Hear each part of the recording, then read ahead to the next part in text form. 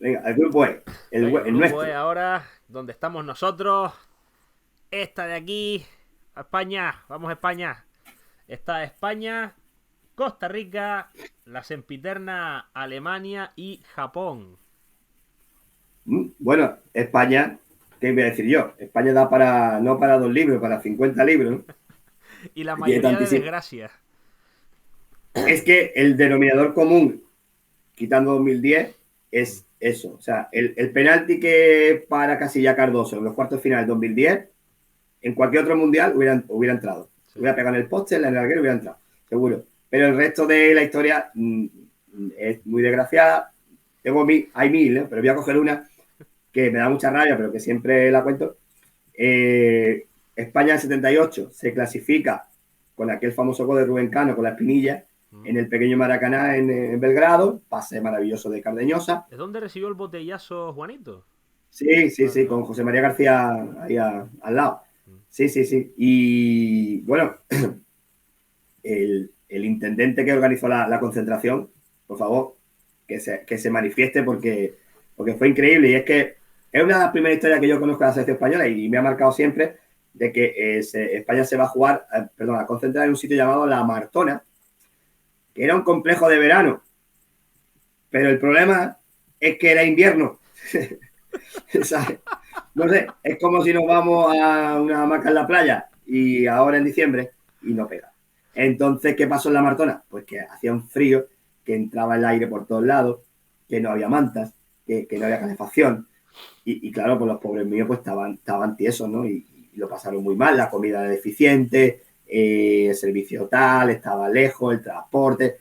Un desastre que al final, bueno, evidentemente, claro que influye en el debut, derrota inesperada con Austria, en el campo de Vélez, en Liniers, y luego el famoso no gol de Cardeñosa, ¿no? Es que, ya te digo, sobre la historia de España podríamos estar aquí 25 horas, pero sin duda, para mí la historia de la Martona me marca psicológicamente porque, vamos, me Pero es parece... que algo Bueno, parecido pasó en el Mundial de Brasil 2014, que se concentraron en una ciudad, no recuerdo cuál, que hacía como mucho frío y luego tenían que jugar los Recife, partidos donde hacía mucho calor.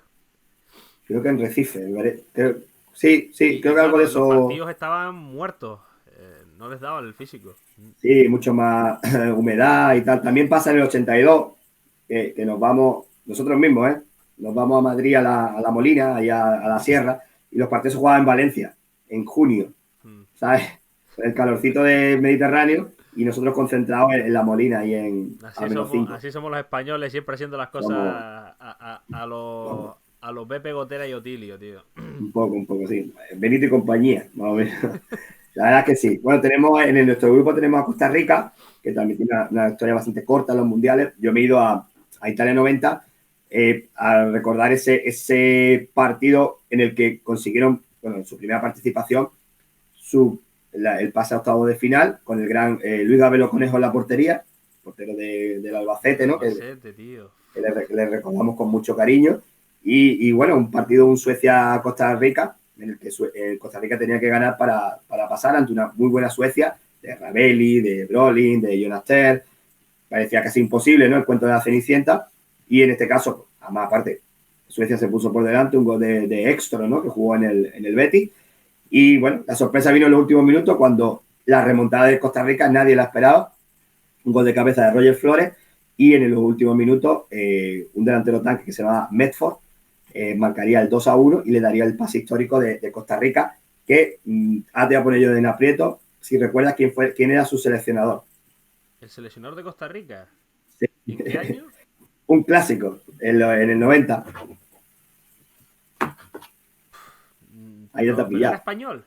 No, no, era un clásico de los mundiales. Milutinovic. El gol a Ah, vale, vale, Milutinovic. vale. Es que estaba yo ahora pensando, digo, coño, ¿quién sería? No, no, no, no. Era No me una trampa, acordaba, era una tío. trampa. No me No, acordaba. Milutinovic, que pasa, que también lo hemos recordado esta semana, porque es el único seleccionador de la historia que ha estado en 5 mundiales seguidos, pero con cinco selecciones diferentes. Diferente, sí. No te digo, México, Costa Rica, te hablo de memoria, Estados Unidos, Nigeria y China. Madre O mía. sea que casi nada, lo del serbio. Tenemos Alemania, evidentemente el equipo, la selección que más finales ha disputado, un total de 8, pues nos deja millones de anécdotas, ¿no? Está, por un lado, el milagro de Berna, ¿no? Cómo ganan en el 54 a Hungría, después de perder en primera fase con los propios magiares por 8-3, van a ganar 3-2. Esa me parece... perdiendo 0-2, me parece, ¿no? Al minuto 8, 0-2. Joder. Increíble. Luego van a remontar con goles de Morlock, de Max Morlock y de Werram. Y esa está muy bien, pero yo me voy a quedar con una que me hace mucha gracia. Solo 3 jugadores han marcado gol en 2 finales de Mundial.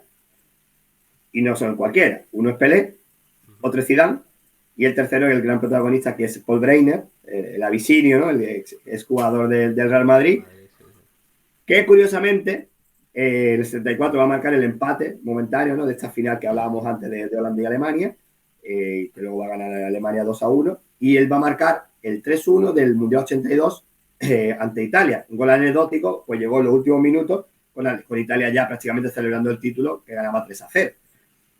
Y tiempo después, pues le recuerda en una entrevista este dato que acabo de decir yo, ¿no?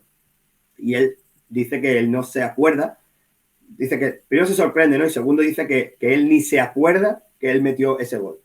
Porque para él no tuvo ningún tipo de trascendencia en el partido, que es un partido que ellos pierden, y que para él ese dato no... O sea, esa mención al ser uno de los 3 jugadores en la historia que ha marcado en 2 finales no le interesa porque perdieron ese partido. El gran Paul Breitner.